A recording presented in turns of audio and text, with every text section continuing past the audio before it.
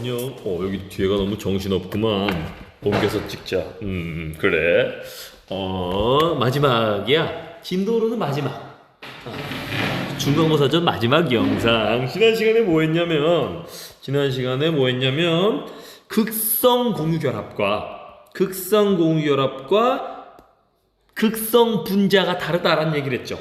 극성공유결합을 가진 애들 중에 분자의 구조 때문에 무극성 분자가 된 아이가 있고, 또 극성공유결합을 갖고 있어서 이 역시 분자의 구조 때문에 극성 분자가 된 아이가 있다, 이런 얘기 했었죠. 결국 지난 시간에 했던 것 중에 제일 중요한 건 극성공유결합이라는 게 있고요, 무극성공유결합이라는 게 있어요.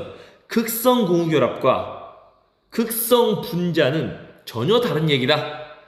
결과적으로 극성공유결합이 있더라도 분자의 구조를 고려해야 걔가 극성분자인지 무극성분자인지 알 수 있다라는 이야기 했었죠. 그래서 극성분자는 결국 쌍극자 모멘트의 합이 0보다 커서 분자 내부에 전하를 띠는 애다라는 거까지 했었죠.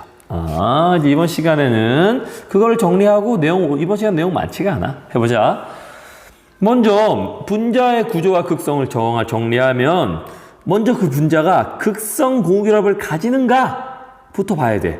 극성공유결합을 가지면 이제 다시 이쪽으로 가는 거고, 극성공유결합을 가지지 않으면 무극성분자다라는 거지. 무극성분자야. 그럼 극성공유결합을 가지는 것 중에서 쌍극자 모멘트의 합이 0인가 아닌가를 보는 거지. 쌍극자 모멘트의 합이 0이면 무극성분자고 0이 아니면 극성분자다라는 이야기가 지난 시간의 핵심이었죠. 그럼 요번엔 극성분자와 무극성분자의 성질이, 그 물리적 성질이 어떤 차이를 보이냐에 대한 이야기를 좀 하자. 전기장을 걸어주기 전에는 극성분자든 무극성분자든 그냥 자유롭게 지 맘대로 움직이고 있을 거야. 그런데 전기장을 딱 걸어주면 무극성분자의 경우는 그냥 전기장을 걸어주던 말던 그냥 지 하던 대로 마음대로 막 돌아다니겠죠. 그런데 극성분자의 경우는 얘 대표적으로 내가 지난 시간에 실수했던 요거 얘 같은 경우는 요렇게 다시 이쁘게 써보자. 이쁘지 않네? 얘 같은 경우는 요렇게 쓰고, 얘가 델타 마이너스 전하, 부분전하, 델타 플러스 부분전하를 갖지. 수소가 염소가. 그래서 요렇게 얘가 그냥 얘라고 쳐요. 이렇게 치면 전기장을 걸어주면 마이너스 극 쪽으로 요 플러스 부분전하를 띄는 게 마이너스 극 쪽을 향하고, 플러스 극 쪽으로는 이 마이너스 부분전하를 띄는 염소가 향한다라는 거지. 그래서 전기장을 걸어주는 순간 지 멋대로 움직이는 애들이 갑자기 다 같은 방향으로 빡 정렬한다고. 예전에 금속 결합 얘기할 때도 잠깐 얘기했는데, 이것도 상상해보면 되게 멋진 일이야. 전기장을 걸어주기 전까진 이 염화수소가 지 멋대로 막 다 돌아다니다가 전기장을 걸어주는 순간 다 같이 같은 방향으로 빡 바라보는 거라고. 얼마나 멋진 일이냐. 그렇죠?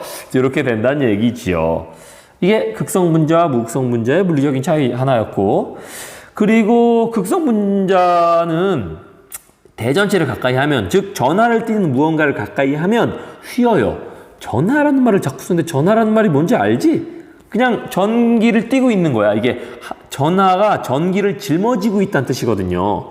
전하는 전기를 짊어진 아이란 뜻인 거야. 그러니까 전기를 띠는 아이를 전하라고 하는 거지.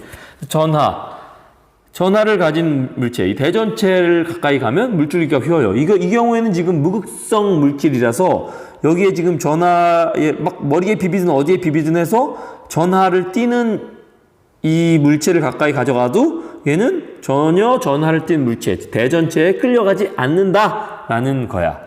무극성 분자는.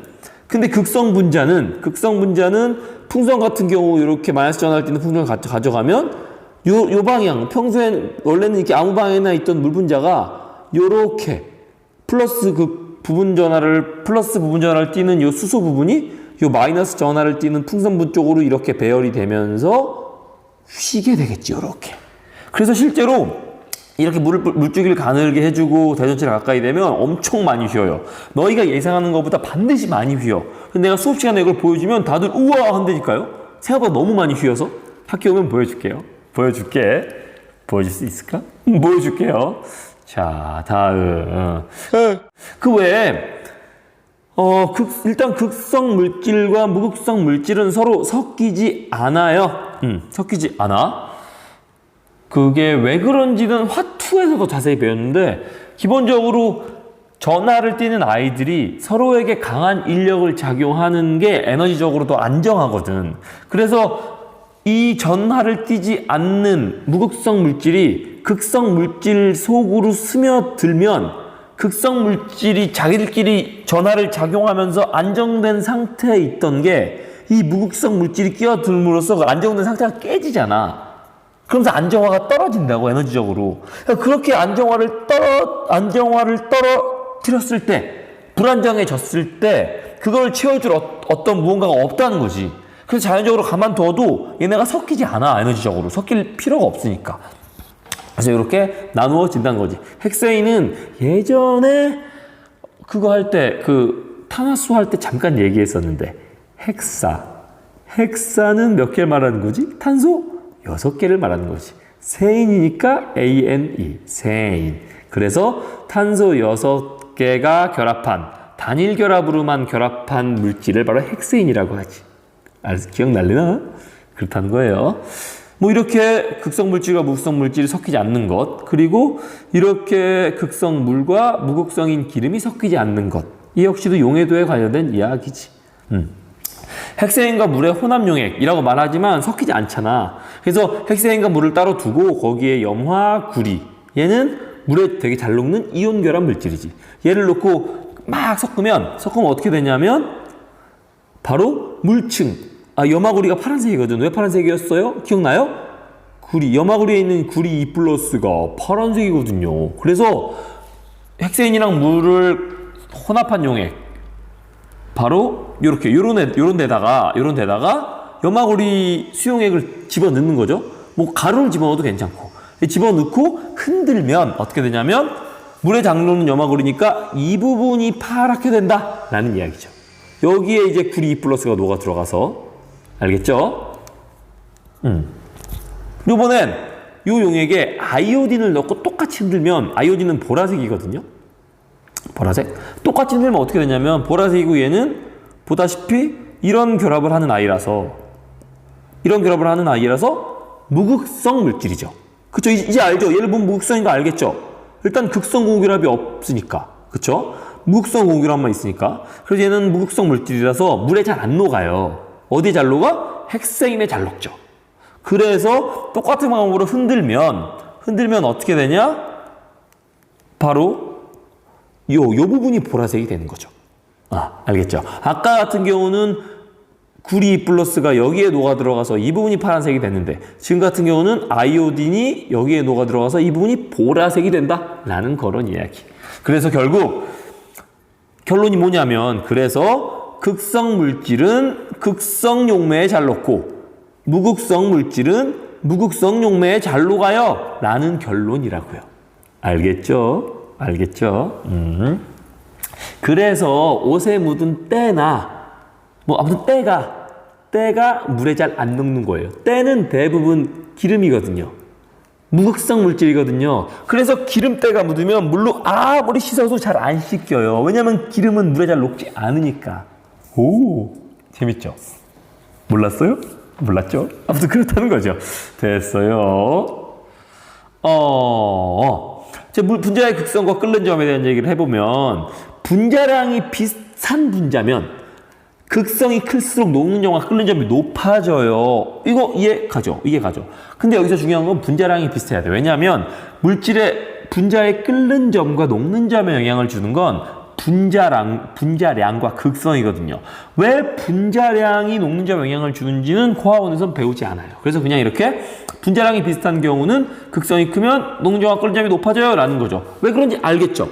녹는다는 건 분자 간의 결합을 끊는다는 건데, 극성이 크면 분자 간의 인력이 커서 이걸 끊기가 어렵겠죠. 이걸 끊기가 어려우니까 녹이기가 어렵죠.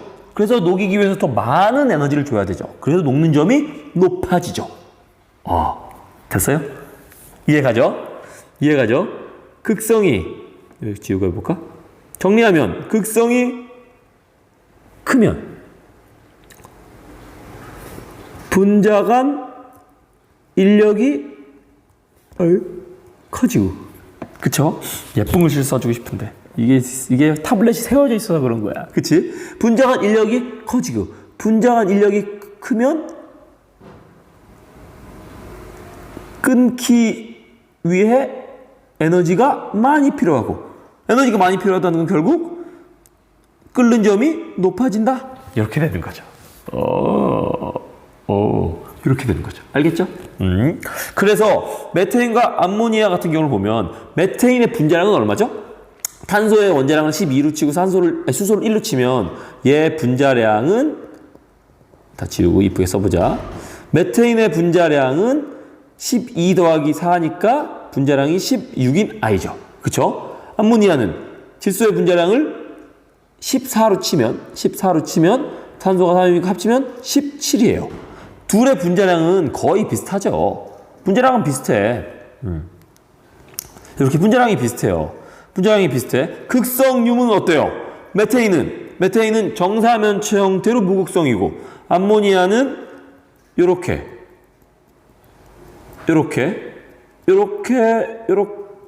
전하가 이동해서 얘가 부분적으로 마이너스 전하를 띄고 부분적으로 플러스 전하를 띄는 요렇게 삼각뿔형이라 그랬죠. 그래서 얘는 극성이에요.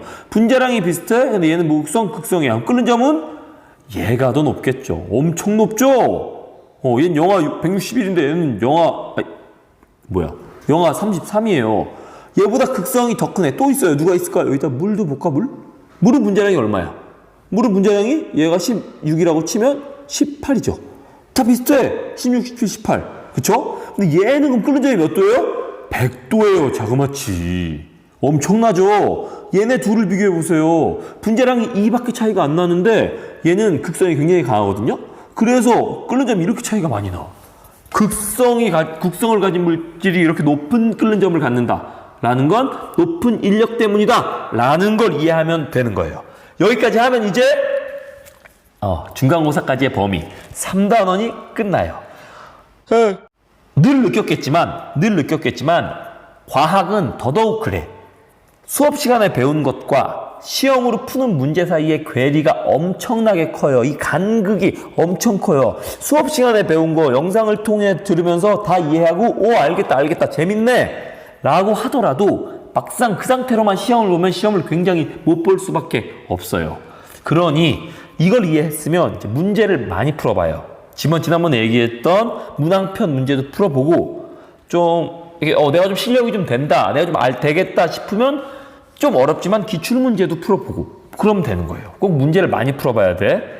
공부를 잘하는, 그러니까 화학을 잘하는 사람과 화학 시험을 잘 보는 사람은 다른 사람이에요. 전혀 다른 사람. 그걸 먼저 받아들여야 돼. 나 화학을 잘하는데 왜 이렇게 시험을 못 보지?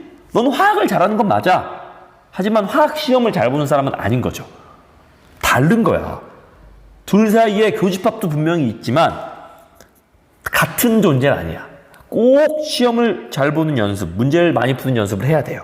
꼭, 제발. 그래서 나는 화학을 잘하는 애가 시험도 잘 봐서 행복해졌으면 좋겠어. 꼭 문제를 많이 풀어봐야 돼요. 고생했어. 한 학기 동안 고생했다. 아직 끝난 건 아니지만 적어도 진도 영상은 끝났으니 마음의 정리를 해야지. 이제 다음 시간부터 질문 영상 올리고 문제도 몇 개 풀고 할게요. 고생했어. 늘 고마워. 안녕.